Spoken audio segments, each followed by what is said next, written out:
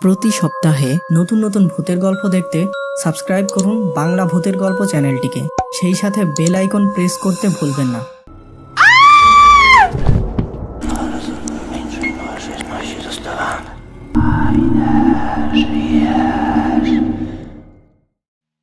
বন্ধুরা, আজকের এই ভূতের গল্পটি পাঠিয়েছে হাসিনা সাইদ মুক্তা। বিভিন্ন রকম সুযোগ সুবিধা নিয়ে আমাদের চ্যানেলের মেম্বারশিপ চালু হয়েছে। তোমরা দ্রুত জয়েন করো তোমাদের চাহিদা অনুযায়ী প্যাকেজে।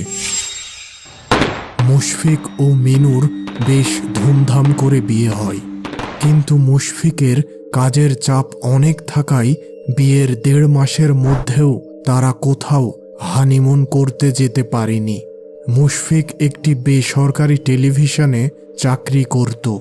এবার তার বন্ধু জিতু তাদের দুইজনকে বান্দরবানে ঘুরতে আসার নিমন্ত্রণ জানায়। প্রতি বছর রাজপুন্না নামের একটি বিশেষ অনুষ্ঠান হয় এই পাহাড়ি এলাকা বান্দরবানে।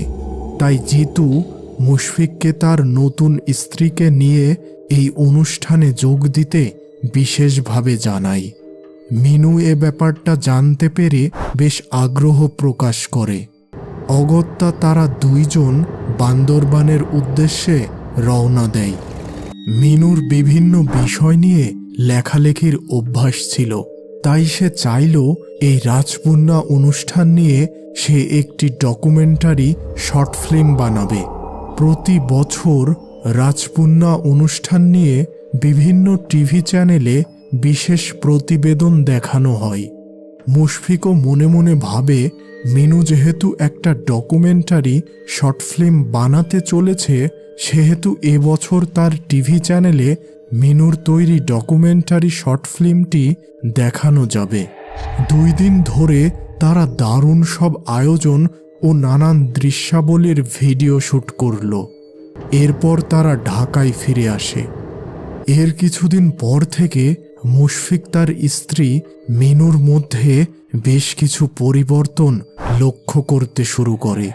মিনু সব সময় পাহাড়িদের মতো পোশাক পরতে চায়। ওই অনুষ্ঠান থেকে মুশফিক মিনুকে কিছু পাহাড়ি পোশাক ও গহনা কিনে দিয়েছিল, কিন্তু মুশফিক খেয়াল করল যে ইদানিং মিনু যেসব পাহাড়ি পোশাক ও গহনা পরছে তার কোনোটাই সে কিনে দেয়নি। মাঝে মাঝে মিনু একা বসে পাহাড়ি ভাষায় কিসব কথা বলতে থাকে, যার কিছুই মুশফিক বুঝতে পারে না। আর ওই সময় মিনুকে এইসব ব্যাপারে জিজ্ঞাসা করলে সে কেবল হাসতে থাকে। বন্ধুরা, আমরা অনেক সময় কিছু জিনিস আমাদের ইচ্ছা ছাড়াও প্রমোশন করি, যেগুলো তোমরা অন্ধভাবে কখনোই ফলো করবে না। এগুলো শুধুমাত্র প্রাপ্তবয়স্কদের জন্য। বন্ধুরা, ইন্ডিয়ার 1 নম্বর ক্রিকেট প্রিমিয়ার অ্যাপ্লিকেশন হলো ক্রিকএক্স, আর এর ব্র্যান্ড অ্যাম্বাসিডর হলো রবিন উথাপ্পা ও শ্রাবন্তী চ্যাটার্জি। এই আইপিএলে চলছে 10 মিলিয়নিয়ার কন্টেস্ট, তাই এখনই জয়েন করো। প্রথমে পিন কমেন্টে দেওয়া লিঙ্কে যেয়ে জয়েন করো। 100 রুপি ফ্রি পেতে আমাদের প্রোমো কোড ব্যবহার করো, আর তোমাদের বন্ধুদের রেফার করে 1200 রুপি ফ্রি পেতে পারো। এখানে গেম খেলে BMW X5, iPhone 15 Pro সহ অনেক পুরস্কার জিততে পারো। সাথে থাকছে IPL এর প্রতিটি ম্যাচ ফ্রি দেখার সুযোগ। এই IPL এ চলছে ডিপোজিটের উপর 1.2% বোনাস। তাই এখনই পিন কমেন্ট ফলো করে ক্রিকেক্স উপভোগ করো। এক রাতে হঠাৎ মিনুর গোঙানির শব্দে ঘুম ভেঙে যায় মুশফিকের।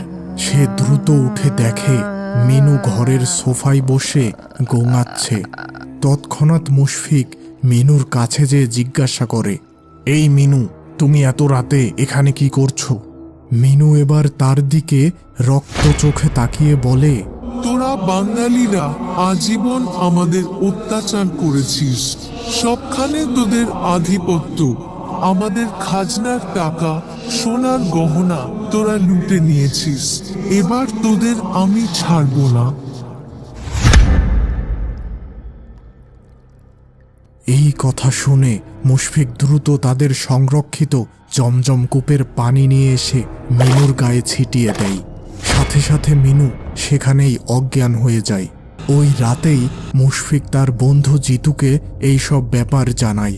পরের দিন জিতু মুশফিকদের বাসায় এসে হাজির এবং রাজপুন্নার ব্যাপারে অনেক কিছু জানায়। রাজপুন্না হল পাহাড়ি রাজা বাদশার অনুষ্ঠান। বছরের একটি বিশেষ দিনে প্রজারা খাজনা দিয়ে থাকে, আর ওই দিনই রাজপুন্না অনুষ্ঠান হয়। একবার এক মাধব নামের বাঙালি পুরুষ রাজবংশীয় এক নারী অলোকাকে প্রেম নিবেদন করে। অলোকাও তার প্রেমে পড়ে তাকে বিশ্বাস করে। রাজপুন্নার সময় যে সমস্ত টাকা পয়সা, শস্য, গহনা, অস্ত্রাদি পাওয়া যেত সেগুলো রাখা হতো একটি গুপ্ত কক্ষে। সাধারণত রাজবংশের বিশেষ লোকজন ছাড়া আর কেউই ওই গুপ্ত কক্ষের ব্যাপারে জানত না। মাধব সুকৌশলে অলোকার কাছ থেকে ওই গুপ্ত কক্ষের ব্যাপারে জেনে নেয় এবং রাতের আধারে সবকিছু চুরি করে নেয় এবং সে অলোকার সাথে দেখা করাও বন্ধ করে দেয়। বেশ কিছুদিন পরে রাজার লোকজন মাধবকে আটক করে এবং তার ফাঁসির আদেশ দেয়। কিন্তু অলোকা মাধবকে এতটাই ভালোবেসেছিল যে সে গোপনে কারাগারে মাধবের সাথে দেখা করতে চায়। মাধব তাকে আবারও মিথ্যা প্রতিশ্রুতি দেয় যে তাকে ছেড়ে দেওয়া হলে এবার সে সত্যি সত্যি অলোকাকে বিয়ে করবে। অগত্যা অলোকার সাহায্যে সে কারাগার থেকে মুক্তি পায়। কিন্তু বেশ কিছুদিন পার হওয়ার পরও মাধব আর অলোকার কাছে ফিরে আসেনি। প্রায় 1 মাস পরে অলোকা জানতে পারে মাধব শহরের এক বড় ব্যবসায়ীর মেয়েকে বিয়ে করে সুখে দিন কাটাচ্ছে। এ ব্যাপার জানতে পেরে ভীষণ অনুশোচনা হয় অলোকার।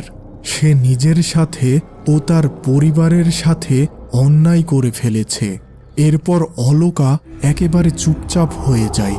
পরের বছরের রাজপুন্না অনুষ্ঠানের রাতে প্রাসাদের বিশাল খোলা বারান্দা থেকে ঝাঁপ দেয় অলোকা, আর একটা চিরকুটে সে পরিবারের সবার কাছে মাফ চায় এবং সে এই ধোঁকার প্রতিশোধ নিতে আবার ফিরে আসবে বলে জানায়।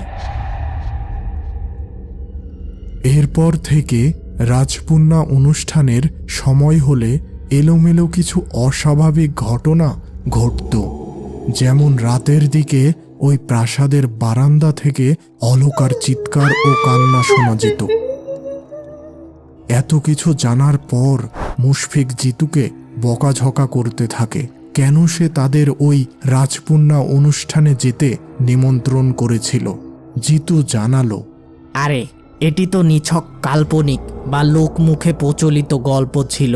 এমনটা যে ঘটবে সেটা কখনোই কল্পনা করিনি। এরপর মুশফিক তার চাচাতো ভাইয়ের সাহায্যে বগুড়ার একজন বড় মাপের হুজুরকে সমস্ত ঘটনা জানিয়ে তার ঢাকার বাসায় নিয়ে আসে। তিনি প্রথমে দোয়া দুরুদ পড়ে মুশফিকের বাসাটি বন্ধ করে দিলেন। এবার মুশফিক তাকে জিজ্ঞাসা করল, আচ্ছা, মিনুর উপর কি কোনো আত্মা ভর করেছে?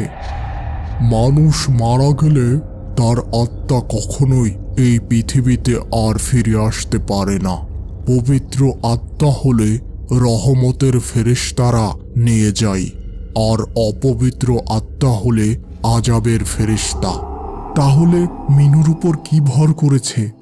এ কথা সত্যি যে অলোকা মেয়েটি আত্মহত্যা করেছিল, আর তার মারা যাবার সময় আশেপাশে নিশ্চিত কোনো দুষ্ট জিন ছিল, আর ওই জিন সুযোগ বুঝে ওই অলোকা মেয়ের রূপ ধরে মানুষদের ভয় দেখাতে শুরু করে। দুষ্ট জিনদের কাজ হলো মানুষদের বিরক্ত করা। তবে এখন উপায় কি? উপায় তো আছেই। শোনো, ওই দুষ্ট জিনটি অনেক দিন ধরে একটা শরীরের আশ্রয় খুঁজছিল। বৌমার মধ্যে বিশেষ কিছু ব্যাপার ছিল যা ওই জিনটিকে তার শরীরের উপর নিয়ন্ত্রণ নিতে সাহায্য করেছিল। এখন তোমার কাজ হলো বৌমার ব্যবহারকৃত পানিতে সব সময় জমজম কূপের পানি ছিটিয়ে দেবে, আর 1 বোতল সরিষার তেল নিয়ে আসো, আমি দোয়া কালাম পড়ে দিচ্ছি, আশা করি আর সমস্যা হবে না। এর প্রায় 2 মাস পর মিনু সুস্থ ও স্বাভাবিক হয়ে গেল। আর হুজুরের থেকে খবর এসেছিল তিনি ও আরও কিছু হুজুর মিলে ওই দুষ্টু জিনটিকে তার নিজের দেশে পাঠিয়ে দিয়েছে। আরও জানান মিনু যেন আগামী 4 মাস ঢাকা শহরের বাহিরে যেন না যায়।